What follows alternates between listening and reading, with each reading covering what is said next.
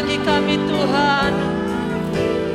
Tak terukur kasih-Mu bagi kami. Amin. Dan ku yakin setiamu kekal selamanya.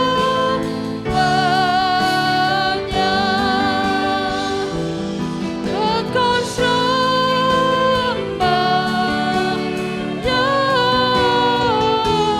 Kekal selamanya.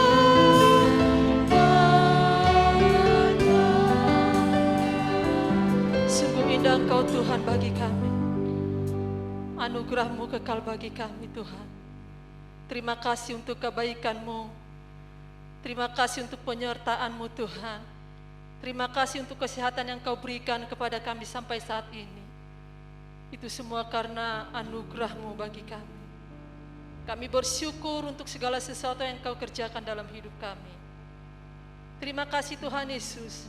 Sebagai ucapan syukur kami mau memuji menyembah Engkau saat sore hari ini. Tuhan pimpin ibadah kami dari awal sampai akhir. Tuhan mengurapi seluruh pelayan-Mu yang terlibat dalam pelayanan saat sore hari ini. Terima kasih Tuhan Yesus. Kami undang Roh Kudus Engkau hadir di tengah-tengah ibadah kami saat sore hari ini. Tutup bungkus seluruh ruangan ini, bahkan setiap hati kami dengan kuasa darah Yesus. Terima kasih Tuhan Yesus. Kami siap untuk memuji menyembah Engkau saat sore hari ini. Hanya di dalam nama Tuhan Yesus Kristus kami sudah berdoa dan mengucap syukur. Haleluya. Amin. Kita angkat kembali pujian Yesus, itulah satu-satunya penolong dalam kehidupan kita. Apapun yang terjadi, percayalah bahwa Dia selalu ada menolong kita. Haleluya.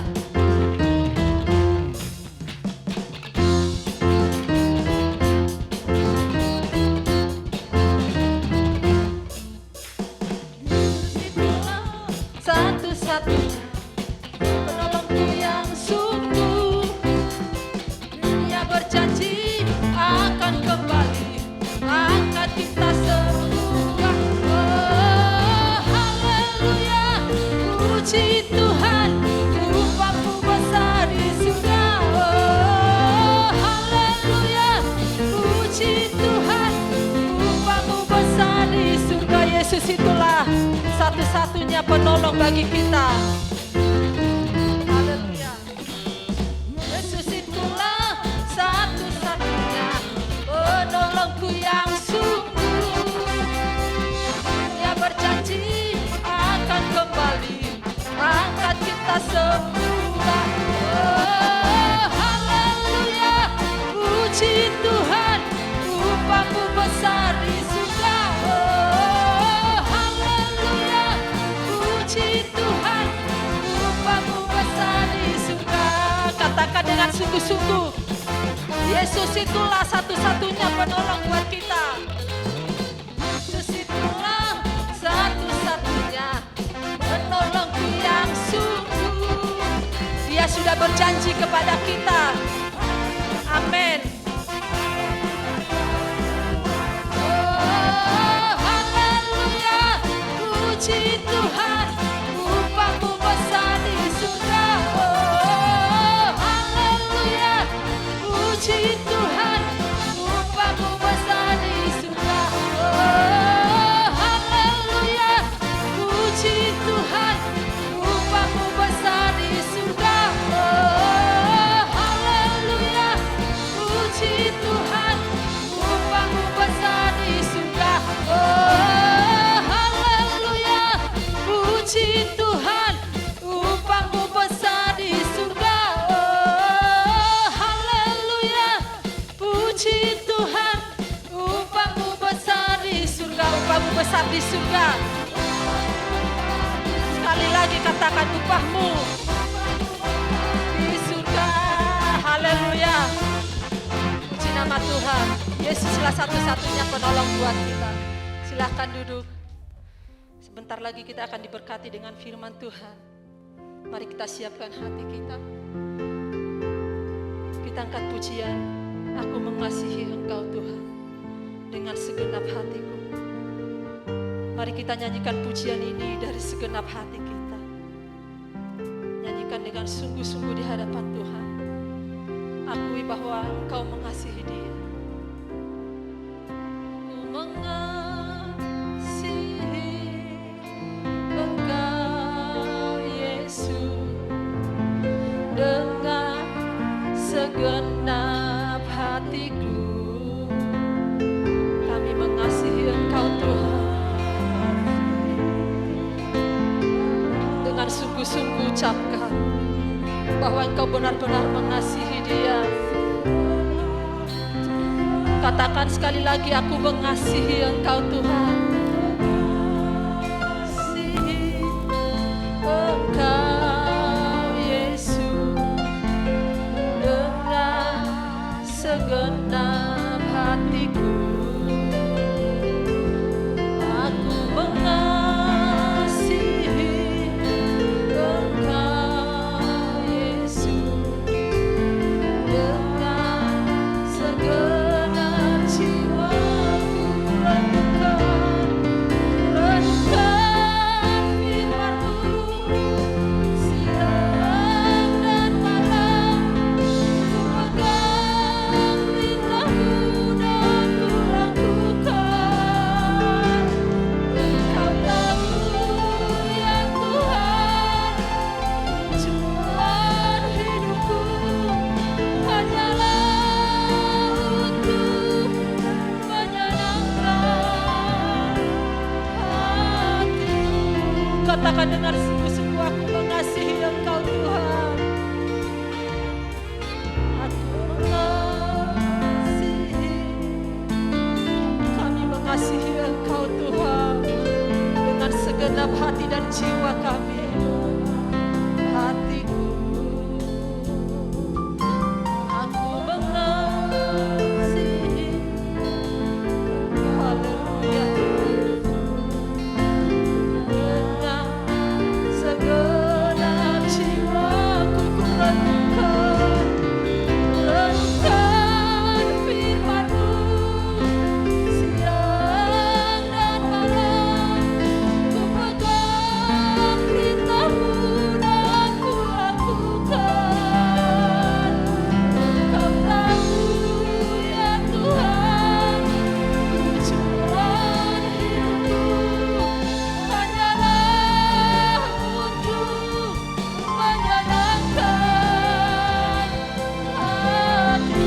Renungkan, kami renungkan firman-Mu Tuhan dalam hidup kami. Siang dan malam kami mau merenungkan firman-Mu. Kami mau pegang perintah-Mu dalam hidup kami Tuhan.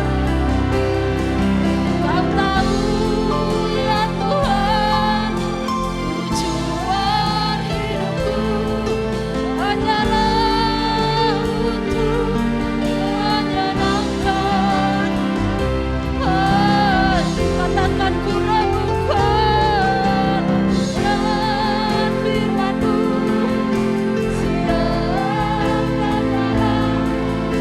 Pegang perintah-Mu dan ku lakukan. Kau tahu ya Tuhan, tujuan hidupku hanyalah untuk menyenangkan hati-Mu. Hanyalah untuk menyenangkan hati-Mu. Untuk menyenangkan hati-Mu.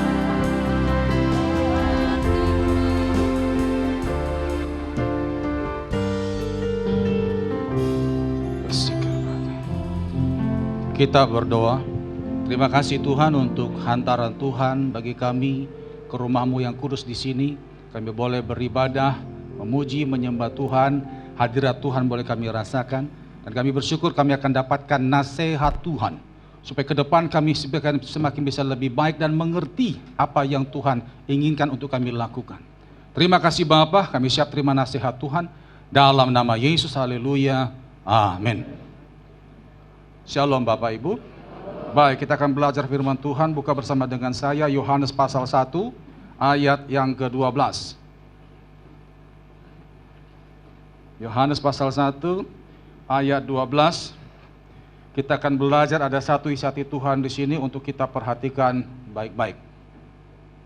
Yohanes pasal 1 ayat 12, demikian firman Tuhan saya bacakan. Tetapi semua orang yang menerimanya diberinya kuasa supaya menjadi anak-anak Allah, yaitu mereka yang percaya dalam namanya. Sekali lagi, tetapi semua orang yang menerimanya diberinya kuasa supaya menjadi anak-anak Allah, yaitu mereka yang percaya dalam namanya.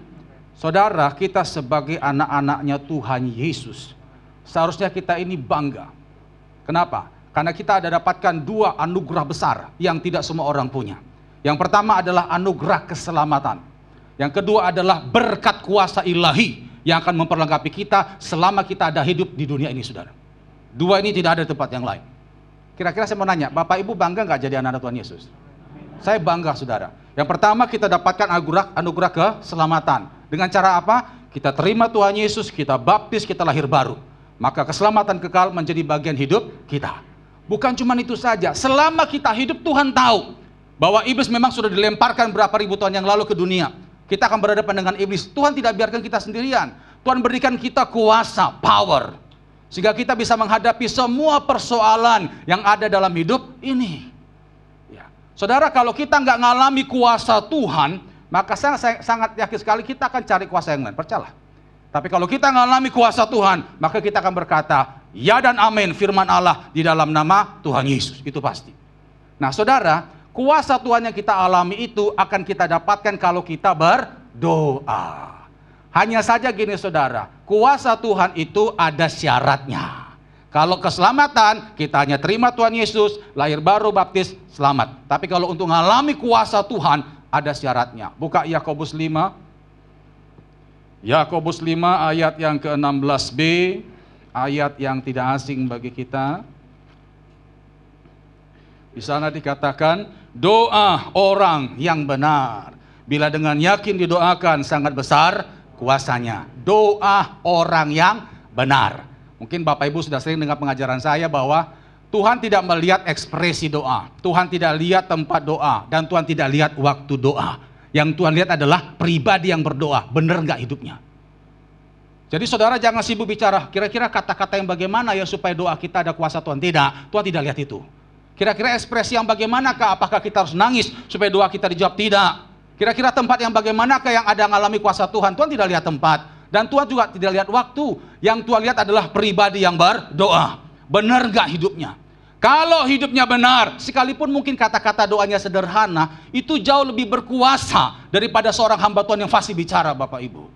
Amin. Nah, sekarang jadi pertanyaan, orang yang benar itu kayak apa? Supaya waktu kita doa, kita mengalami kuasa Tuhan. Ada kuasa Tuhan terjadi di keluarga kita, di lingkungan kita, lebih-lebih di gereja kita. Hari ini kita akan belajar, saudara, secara singkat, ada 4 ciri orang benar. Sebenarnya banyak ya, tapi ini 4 aja saudara ya. 4 ciri orang benar yang pasti nanti doanya akan dilawat oleh Tuhan. Yang pertama, mari buka Yohanes pasal 1 tadi. Kembali ke nats pembacaan kita di awal. Yohanes pasal 1 ayat 12. Tetapi semua orang yang menerimanya diberinya kuasa supaya menjadi anak-anak Allah, yaitu mereka yang, apa saudara? Percaya dalam namanya. Percaya dalam namanya. Poin pertama, ciri orang yang hidupnya benar, yang doanya pasti dilawat Tuhan adalah harus percaya. Harus percaya. Mungkin saudara berkata begini, Pak saya percaya kok. Saudara tahu arti percaya apa? Percaya itu artinya tidak ragu sedikit pun. Itu dia. Tidak ragu sedikit pun.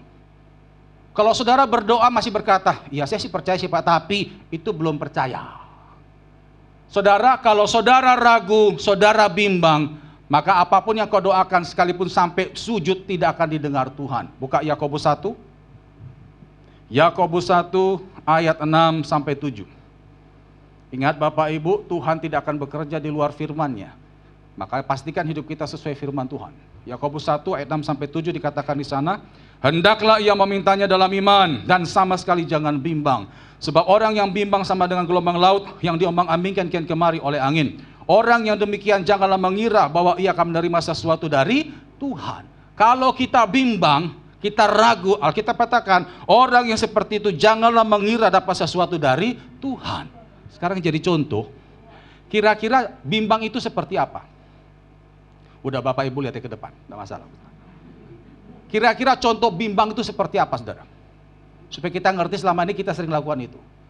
Pada waktu kita sudah berdoa, menyerahkan persoalan kita ke Tuhan, kita masih mengeluhkan lagi yang kita doakan. Itu dia. Kita masih mengeluhkan lagi yang kita doakan. Itu sama dengan engkau tidak percaya, Bapak Ibu. Waktu doa, Tuhan aku serahkan persoalanku dalam tanganmu, aku percaya engkau akan berikan jalan keluar dalam nama Yesus, amin. Begitulah kenyataan, kok lama ya? Kok gini ya? Aduh kapan Tuhan? Itu saudara matakan doa saudara sendiri. Itu yang dikatakan ragu, tidak percaya. 1000 kali model gaya seperti itu kita lakukan, maka 1000 kali juga doa kita gagal, Bapak Ibu. Jujur aja, berapa banyak kita mengeluh habis doa? Gak dapat apa-apa kan? Ya. Saudara, saya mau beritahu, pada waktu kita doa, serahkan pada Tuhan, Tuhan tuh lo kerja. Cuman kalau beliau kerja jangan diganggu, Bapak Ibu. Tuhan kalau kerja jangan diganggu. Iman itu adalah mempercayai pekerjaan Tuhan yang tidak kelihatan. Kalau kelihatan tidak perlu iman, saudara. Tuhan tuh gak kelihatan, tapi Tuhan tuh kerja. Kenapa? Dia mengasihi kita. Cuman ingat saudara, tutup mulut saudara, jangan banyak mengeluh. Sudah, biarkan Tuhan bekerja dengan cara dan waktunya. Yang setuju katakan amin. Jadi maka saudara, kalau saudara ingin mengalami kuasa Tuhan, apalagi di masa-masa susah sekarang, ya banyak orang sambat di luar sana, sebenarnya kita anak Tuhan, diberi kuasa untuk mengatasi itu semua kok. Cuman ingat, kita harus benar di mata Tuhan. Yang pertama adalah harus percaya, tidak ragu sedikit pun. Pada waktu kita sudah serahkan persoalan kita ke dalam Tuhan, kepada Tuhan dalam doa, percayalah Tuhan bekerja. Jangan utak-atik itu dengan keluhan kita. Itu yang pertama. Yang kedua, ciri orang benar yang doanya pasti dilewat Tuhan, buka Yohanes 15. Yohanes 15 ayat yang ke-7. Yohanes 15 ayat 7 dikatakan di sana, jikalau kamu tinggal di dalam aku dan firmanku tinggal di dalam kamu, mintalah apa saja yang kamu kehendaki dan kamu akan menerimanya. Jikalau kamu tinggal di dalam aku dan firmanku tinggal di dalam kamu, Alkitab katakan berdoalah, mintalah, maka kamu akan menerimanya. Yang kedua adalah intim dengan Tuhan.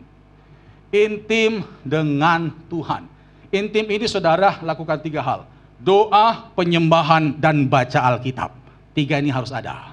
Bukan cuma doa saudara ya. Komunikasi yang sehat itu adalah komunikasi 2 arah. Kalau hanya doa itu 1 arah, nggak sehat. Yang sehat itu adalah kita sampaikan keinginan kita ke Tuhan lewat doa dan penyembahan. Selanjutnya Tuhan akan berbicara kehendaknya lewat firman-Nya. Itu baru komunikasi yang sehat. Nah, bagaimana dengan saat teduh saudara? Bapak Ibu pasti percaya kan? Sudah tahu bahwa mujizat itu terjadi karena iman. Amin ya. Dan iman itu muncul karena apa? Pendengaran akan firman Tuhan. Bagaimana saudara bisa mengalami mujizat kalau engkau tidak berikan waktu untuk baca firman? Karena dengan tidak baca firman, iman tidak muncul. Iman tidak muncul, bagaimana mujizat akan terjadi? Saya dalam masa pandemi ini banyak nangani konseling jemaat saudara ya. Karena mungkin masa susah-susah segala macam, nggak pernah lagi baca Alkitab. Ibadah online pun juga aras-arasan. Ya. Jangankan online, onsite aja pun kadang aras-arasan. Apalagi online saudara. Ya. Bagaimana kita bisa mengalami kuasa Tuhan? Saya dikit saudara, saya dalam setahun ini, mulai dari Oktober tahun lalu sampai sekarang, saya ngadapi maut itu 3 kali. Ya. Tapi saya bersyukur Tuhan bisa bantu saya. Memang saya tahu itu salah saya semua. Oktober tahun lalu, itu kasih kena gula darah tinggi saudara, 800 lebih. Itu setelah jadi wasur masak air kaset, setelah disuntik insulin 3 kali, baru kedeteksi 661. Itu insulin 3 kali, berarti sebelumnya itu 800-900. Saya serahkan pada Tuhan. Memang saya salah kebanyakan minum manis-manis. Ya. Tapi saudara, saya punya prinsip gini Bapak Ibu ya. Saya kalau ngadapi masalah, jam doa itu saya tambah. Itu saya. Jadi kalau misalnya nggak ada masalah jam doa 1 kali 1 hari, ada masalah tak bikin 2-3 kali saudara. Tak tambah. Makanya karena saya nambah, saya keluar dari rumah saya air kaset, itu sehat semua. Pankreas, jantung, ginjal semua normal. Dokter sampai bilang begini, Pak maaf ya, kalau sudah tinggi begini, biasanya kalau nggak mati ini hancur Pak. Loh saya sehat semua. nggak ada masalah. Itu kalau bukan Tuhan siapa? Yang kedua, Januari, saya kena jantung bengkak. Salah saya juga, lari-lari di bandara. Ya. Karena jemput mama saya. Udah lama gak lari-lari, badan gendut kayak gini, lari-lari. Jadi pulang. Itu waktu saya doa saudara, saya tanya, Tuhan aku minta ampun. Saya saudara kalau nggak ada masalah, saya berusaha tenang ya. Saya tanya Tuhan, nanti Tuhan akan atur. Kamu kesini, minum obat sini, kasih. Ya. Nah waktu sakit ini saudara, Roh Kudus bilang, nggak usah kemana-mana, cukup menyembah Tuhan. Jadi saya nggak ada makan obat, sekarang nggak ada saudara. Nyembah Tuhan saudara, singkat cerita 4 hari saya tambah penyembahan, tiba-tiba tengah malam saudara, itu ada sesuatu yang keluar dari tubuh saya. Itu nyata sekali, saya belum pernah ngalami seperti itu. Terus saya langsung duduk di kursi, di meja makan saudara, saya cuma basah roh, tiba-tiba keluar lagi. Saya bilang, ada apa ini ya? Langsung saya basah roh saudara, sandal rabat, aku minta urapan api Tuhan turun. Dalam nama Yesus bersihkan roh jiwa tubuhku semua yang tidak baik, keluar, saya bilang begitu. Habis itu saya rasakan urapan Tuhan. Tenang, terus saya tidur saudara. Besok saudara tahu, semua sakit saya segala macam, sampai bahkan flu batuk pun lepas saudara. Sembuh total. Nah yang terakhir kemarin, bulan lalu, keracunan saya saudara. Salah saya juga. Saya tuh mau berangkat ke Malang, jumpai mama saya. Tiba-tiba waktu mau berangkat ada seorang ibu. Ibu-ibu minta tolong makanannya dibeli gitu loh. Tolonglah Pak, saya belum dapat makan Pak, ini tolong beli. Saya sama istri kasihan saudara ya udahlah belilah. Lumpia saudara. Terus saya makan saudara, saya makan itu untung pulang dari Malang. Untung yang makan tuh saya saudara. Bukan istri saya sama mama saya. Habis makan tengah malam, maaf saudara, itu seperti isi perut semua keluar. Wah, maaf saudara, 2 kali mencret, itu sudah gini. Panas sampai 40. Untung gak ke rumah sakit, kalau rumah sakit dibilang COVID itu sudah. Istri saya sudah nangis. Saya berusaha tenang, Tuhan aku minta ampun, Tuhan gara-gara makan risol itu tadi saya bilang. Terus saya cuma makan obat noris segala macam, intinya saya berdoa berusaha, berlutut saya berdoa, Tuhan tolong bantu aku Tuhan. Istri saya sudah nangis. Habis sudah saya mencret segala macam, nah mencretnya sudah selesai, nah besok-besoknya saya nyembah lagi, Tuhan aku kok masih lemas, tulang-tulangku seperti kok gak ada tulang Tuhan ya Tuhan, lemas itu. Terus Roh Kudus bilang, levermu, jelas, levermu. Loh apa hubungan dengan lever ya? Tapi saya nurut, saya tutup Tuhan. Saya minumin temulawak saudara, sembuh saudara. Jadi gak perlu panik saudara, temulawak tok. 2 hari berturut-turut, pagi sore, besok pagi sudah, loh enak. Itu Tuhan kita. Tepuk tangan bagi Tuhan. Itu kita dapatkan kalau apa? Saudara intim dengan Tuhan tuh loh. Persoalan apa sih yang Tuhan tidak bisa selesaikan Bapak Ibu? Nggak ada, semua itu kecil. Asal apa? Saudara jangan panik dulu. Jaga hubungan saudara dengan Tuhan. Sesakit apapun kau ngalami, mungkin sudah nggak kuat. Seperti saya waktu sakit gula itu. Ini sakit sekali saudara. Tapi saya berusaha untuk tenang hadapi dengan doa. Tuhan tuntun kau. Tak. Makanya saudara, persoalan apapun yang kau hadapi, ingat masih ada Tuhan di samping saudara. Amin saudara. Asal apa? Pastikan hidup kita benar. Yang kedua ini adalah intim dengan Tuhan. Firman Tuhan katakan, tinggallah di dalam aku dan firmanku di dalam kamu. Apa saja kau doakan pasti didapatkan. Sesibuk apapun jangan jadikan alasan untuk kita tidak intim dengan Tuhan. Yang setuju katakan amin. Sesibuk apapun jangan jadikan alasan. Ingat kita dikasih waktu 1 hari itu 24 jam. Masa 1 jam saja nggak bisa dengan Tuhan Bapak Ibu? Amin. Itu yang kedua. Yang ketiga, mari buka Matius 17 ayat 20 sampai 21. Matius 17 ayat 20 sampai 21. Apalagi ciri orang yang benar yang doanya akan dilawat oleh Tuhan. Yang pertama tadi tidak ragu sedikit pun. Yang kedua intim dengan Tuhan. Yang ketiga Matius 17 ayat 20 sampai 21. Ia berkata kepada mereka, karena kamu kurang percaya. Sebab aku berkata kepadamu, sesungguhnya sekiranya kamu mempunyai iman sebesar biji sawi saja, kamu dapat berkata kepada gunung ini, pindah dari tempat ini ke sana. Maka gunung ini akan pindah dan takkan ada yang mustahil bagimu. Jenis ini tidak dapat diusir kecuali dengan berdoa dan berpuasa. Pada waktu itu murid-murid Tuhan kewalahan menangani ada satu orang yang kerasukan roh. Lalu begitu Tuhan datang, Tuhan katakan, hal yang seperti ini harus dengan doa dan puasa. Yang ketiga adalah berdoa dan puasa. Ciri orang benar, dia selalu punya kebiasaan doa dan puasa. Saudara jangan anggap enteng doa puasa, itu luar biasa. Perhatikan di Alkitab, orang-orang yang mengalami kasus-kasus serius, persoalan-persoalannya agak berat, mereka begitu masuk doa puasa, power Tuhan luar biasa dari sorga turun bela mereka. Esther perhatikan, Niniwe perhatikan, banyak mereka begitu masuk dalam doa puasa, terjadi hal yang luar biasa. Daniel juga doa puasa, kuasa Tuhan luar biasa. Saya percaya Bapak Ibu pernah mengalami kan? Begitu saudara masuk doa puasa, beda toh? Ya. Saya juga demikian saudara, kalau saya menghadapi persoalan yang berat, yang tidak seperti biasanya, saya akan masuk dalam doa puasa. Doa puasa dipakai untuk menghadapi persoalan yang tidak bisa ditembus dengan doa-doa biasa. Itu doa puasa saudara. Saksian dikit, saya waktu itu punya satu tim saudara ya, ada seorang ibu. Ibu ini dikhianati oleh suaminya kawin lagi, ditambah lagi dia punya hutang, ditimpakan ke istrinya ini saudara. Itu sampai miliaran. Ditambah lagi saudara, sudah hutangnya ditimpakan ke istrinya, suaminya pun pakai kuasa gelap. Ketangkap sama CCTV visualnya di rumah itu. Jadi tengah malam, kok ada laki-laki sengaja memang pakai helm supaya nggak kelihatan wajahnya, siramkan sesuatu di depan rumah. Itu sudah pakai cara nggak betul. Begitu dilihat ini suaminya memang, cuman pakai helm.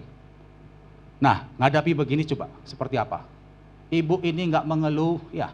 Dia tahu ini bukanlah hal yang biasa, dia masuk doa puasa. Dia doakan suaminya, dia ngampuni suaminya, dia minta perlindungan Tuhan. Waktu dia kesaksian di persekutuan doa kita, ini sebelum pandemi saudara, dia bilang, itu Tuhan turun di kamarnya.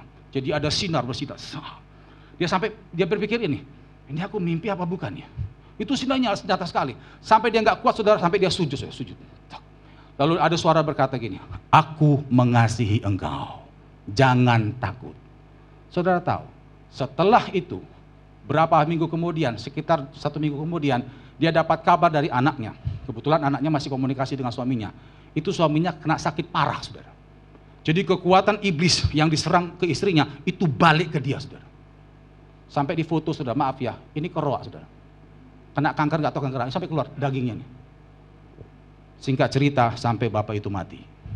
Saya percaya ibu itu tidak mendoakan supaya suaminya mati, tidak. Dia cuma mendoakan Tuhan ngampuni itu orang. Dia hanya berdoa supaya Tuhan lindungi keluarganya, cuman itu. Tapi karena dia doa puasa, kuasa Tuhan luar biasa bekerja. Balik lagi, akhirnya habis. Jadi dia rupanya ada sekongkol dengan selingkuhannya untuk hancurkan istrinya. Tapi karena ibu ini dekat dengan Tuhan, dia doa puasa, Tuhan bela luar biasa. Amin saudara. Kita tidak tahu di luar sana waktu kita usaha, ada orang gak suka dengan kita tidak tahu. Tapi kalau saudara percaya, yang kedua intim dengan Tuhan, yang ketiga doa puasa, siapa yang bisa mengalahkan engkau? Tidak ada. Amin saudara. Itu yang ketiga, doa puasa. Karena doa puasa ini diyakini betul dan sudah banyak terbukti punya kuasa Allah yang luar biasa. Itu yang ketiga. Yang keempat, yang terakhir, Yohanes 15 ayat yang ke-16. Yohanes 15 ayat 16 dikatakan di sana, bukan kamu yang memilih aku, tetapi akulah yang memilih kamu. Dan aku telah menetapkan kamu supaya kamu pergi dan menghasilkan buah. Dan buahmu itu tetap, supaya apa yang kamu minta kepada Bapa dalam namaku diberikannya kepadamu. Perhatikan, bukan kamu yang memilih aku, tetapi akulah yang memilih kamu. Dan aku telah menetapkan kamu supaya kamu pergi menghasilkan buah. Dan buahmu itu tetap, supaya, itu ada kaitan berarti kata supaya itu dengan kalimat sebelumnya. Supaya apa yang kamu minta kepada Bapa dalam namaku diberikannya kepadamu. Yang kedua, ciri orang benar yang doanya pasti dilewat Tuhan adalah memiliki hidup yang berbuah. Memiliki hidup yang berbuah. Buah ini ada dua Bapak Ibu. Yang pertama buah pertobatan. Nanti bisa baca Matius 3:8. Yang kedua adalah buah roh. Yang pertama buah pertobatan. Bapak Ibu tahu ciri orang yang bertobat benar itu apa? Ada 4. Yang pertama sadar akan dosanya. Yang kedua menyesali dosanya. Yang ketiga mengakui dosanya. Dan yang keempat paling penting membenci dosanya. Kita bisa sadar dosa, bisa. Menyesal, nangis-nangis, oke. Curhat ke Tuhan, oke. Tapi apakah benci dosa? Nah, ini yang belum tentu. Kalau kita belum membenci dosa kita, maka sangat dimungkinkan sekali kita akan kembali bikin dosa itu lagi, saudara. Percayalah itu. Berapa banyak kita dengar orang-orang yang mungkin sekeliling kita pernah tahu, oh dulu dia suka berzina, setelah jadi anak Tuhan kena masalah, balik lagi zina. Dulu suka mabuk, setelah jadi anak Tuhan kena masalah, balik lagi mabuk. Dulu suka judi, setelah jadi anak Tuhan katanya bertobat, tapi begitu ada masalah, balik lagi judi. Apakah itu dikatakan bertobat? Enggak lah. Kalau bertobat betul-betul membenci hidup lama dan tidak pernah berpikir sedikit pun untuk kembali ke sana. Itu buah pertobatan. Lalu yang kedua adalah buah roh. Apa itu buah roh? Nanti bisa baca Galatia 5. Kasih, kesabaran, kemurahan, kebaikan, kelemah lembutan, damai sejahtera, penguasaan diri, semua ada di sana. Saudara perhatikan, kalau saudara punya buah-buah itu, tidak mungkin doa saudara tidak dijawab. Amin saudara? Iya, saudara kalau punya buah-buah itu, kasih, sukacita, kesabaran, kemurahan, itu Tuhan senang. Makanya Alkitab katakan, pergi menghasilkan buah. Dengan demikian apapun yang kau minta kepada Bapa akan diberikan. Kesaksian terakhir. Maaf kalau saya pakai kesaksian saudara ya. Karena saya senang, firman Tuhan ini ya dan amin. Ya, ini bukan dongeng saudara, enggak. Ini ya dan amin nyata. Saya kalau nggak ngalami firman Tuhan, saya nggak akan suka cita. Karena saya tahu firman Tuhan ini bukan teori. Ini sesuatu yang akan kita alami kalau kita praktekkan. Ada seorang ibu pernah ngundang saya, daerah Wiyung. Ini sebelum pandemi. Doakan rumahnya. Terus habis ngurapi rumah, kan akan makan saudara ya. Saya tanya, loh, ibu tahu saya dari mana? Gitu. Saya belum pernah jumpa ibu. Loh, Pak Nason, Bapak kan pernah doakan saya dulu. Oh, doakan apa Bu? Loh, saya pernah datang ke tempat Bapak doakan pelepasan. Oh, doakan pelepasan. Kapan itu Bu? 2 tahun lalu. Oh ya 2 tahun lalu ya. Saya enggak hafal Bu. Kasusnya apa? Saya tanya. Itu Pak, saya waktu itu datang ke tempat Bapak. Itu seminggu lagi itu mau operasi sebenarnya saya. Ada tumor di sini. Atau tumor apa gitu sudah, daging gitu loh. Terus dari teman-teman nasihati, kamu pelepasan dulu ke Pak Nason. Kebetulan kita ada pelepasan dari Sabtu saudara ya. Nah, datanglah dia ke sana. Nah, kami kalau di tempat pelepasan saudara, kita nggak langsung doa, kita ada pengarahan firman dulu. Jadi jemaat dijelaskan pelepasan itu apa, yang dilepasin apa, setelah pelepasan bagaimana dijelasin semua. Dan persiapan bagaimana harus dijelasin. Nah, waktu saya nyampaikan firman Tuhan di situ, saya beritahu kepada mereka, kebetulan kita model kelas. Saudara kalau tidak pemberesan dosa, jangan harap engkau akan dilewat Tuhan hari ini. Kami ini hamba Tuhan, bukan Tuhan. Tidak ada satupun hamba Tuhan yang sakti di sini, tidak ada, saya bilang begitu. Kami hanya tempat Tuhan mengalir kuasanya, tapi yang menentukan lepas atau tidak adalah saudara dengan Tuhan. Jangan sia-siakan kedatanganmu, saya katakan begitu. Hari ini bereskan semua dosa-dosamu. Nah, waktu saya ngomong seperti itu, rupanya dia ada masalah kepahitan dengan suaminya dan mertuanya. Dia baik sekali sih. Tapi karena kita tegasin, memang kadang-kadang untuk masalah dosa kita harus keras saudara ya. Supaya kita tuh jangan main-main dengan dosa. Tuhan saja saudara untuk dosa harus mati di kayu salib loh. Itu berarti apa? Dosa itu hal serius saudara, bukan dibuat main-main. Bukan dianggap wajar, nggak apa-apa Pak. Loh, kalau wajar kenapa Tuhan mesti mati di kayu salib? Ya. Makanya kalau bicara dosa kita keras saudara. Kalau kau tidak bereskan dosa, jangan harap kau sembuh hari ini. Saya bilang begitu. Itu rupanya keras ke dia. Nangis dia.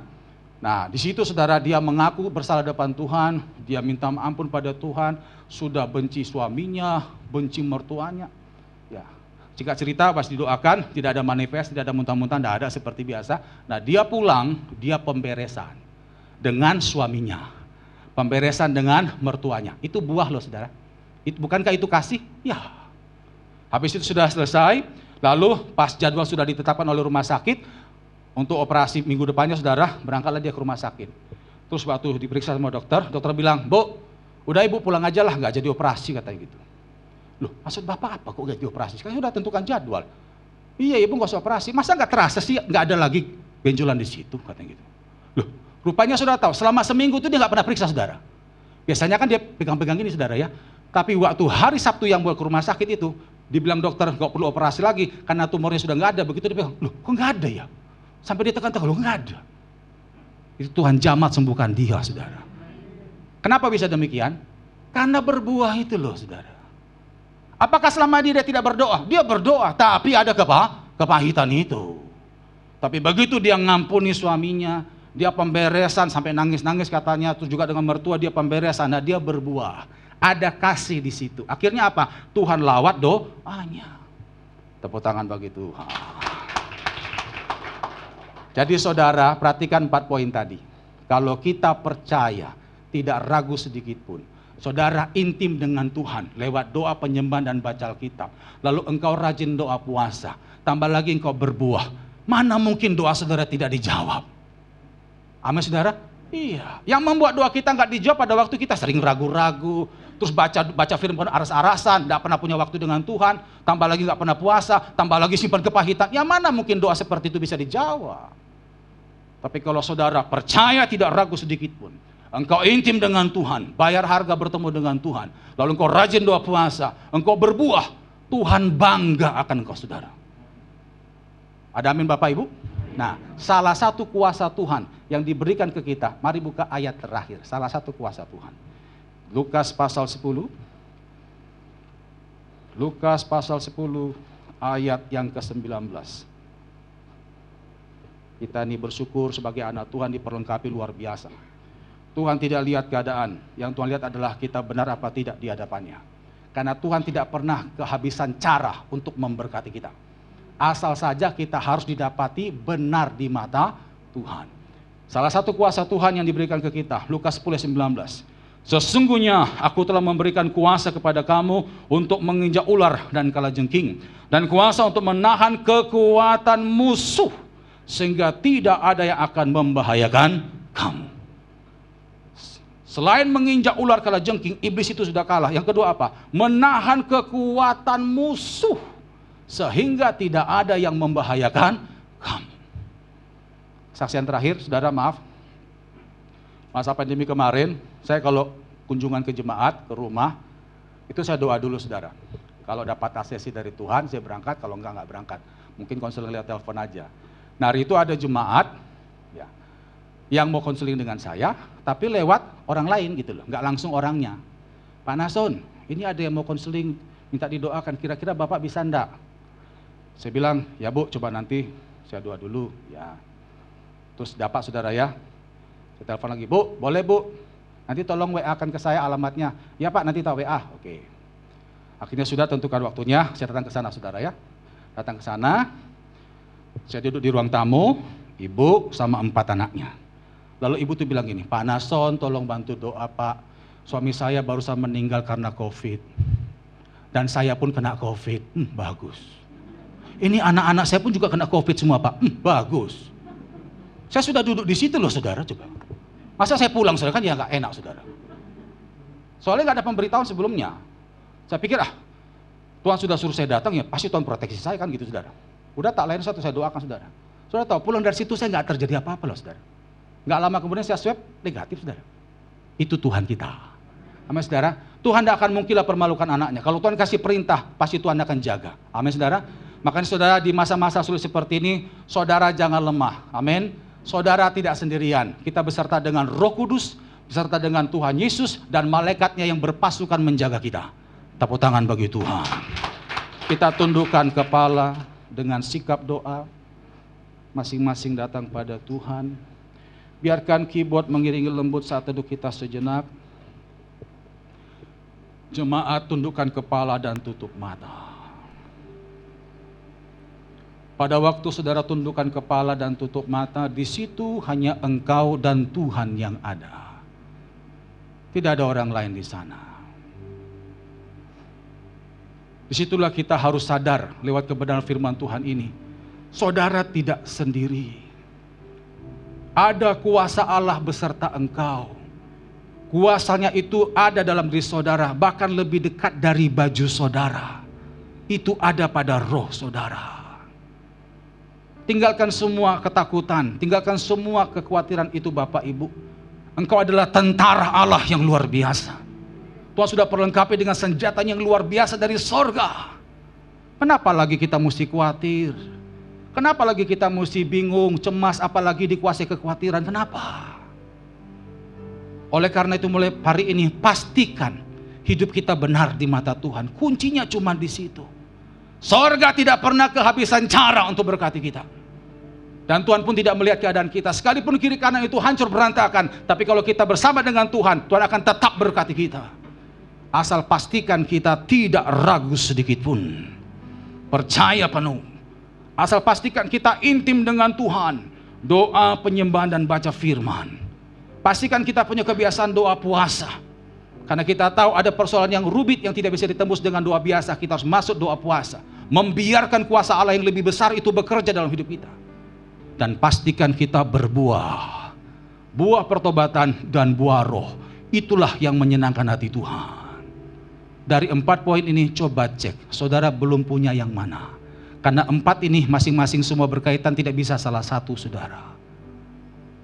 Terima kasih Bapa, kami mengucap syukur untuk kebenaran firman Tuhan yang singkat dan sederhana pada sore hari ini.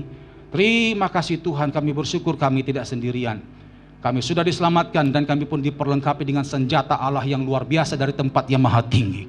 Ajar kami untuk sungguh-sungguh menjaga hidup kami benar Tuhan, karena itu kuncinya yang buat kami bisa merasakan kuasa sorga kami bisa alami. Ampuni kami Tuhan jikalau kami seringkali mengeluh, kami seringkali gagal menjaga kekudusan Tuhan, ampuni kami. Mulai hari ini kami berketetapan hati, kami mau lebih sungguh-sungguh lagi. Kami mau lebih benar lagi di hadapan Engkau Tuhan dan menyenangkan hati Tuhan. Terima kasih Bapa, hamba terbatas menyampaikan inisiatif firman-Mu. Hamba serahkan kembali kepada Engkau Allah Roh Kudus yang tidak terbatas. Teruskan firman-Mu ya Tuhan, sempurnakan penyampaiannya.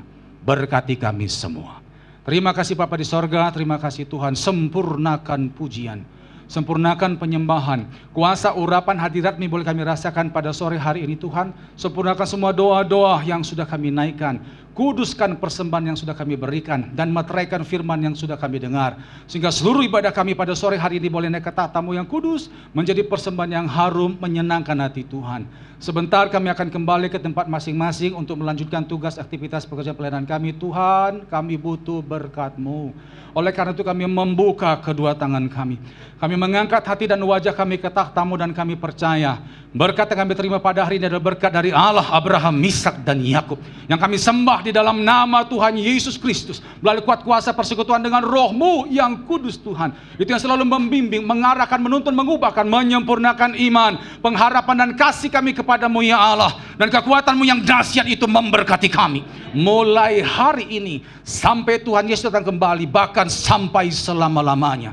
Di dalam nama Yesus kita semua yang percaya diberkati Tuhan berkata, amin.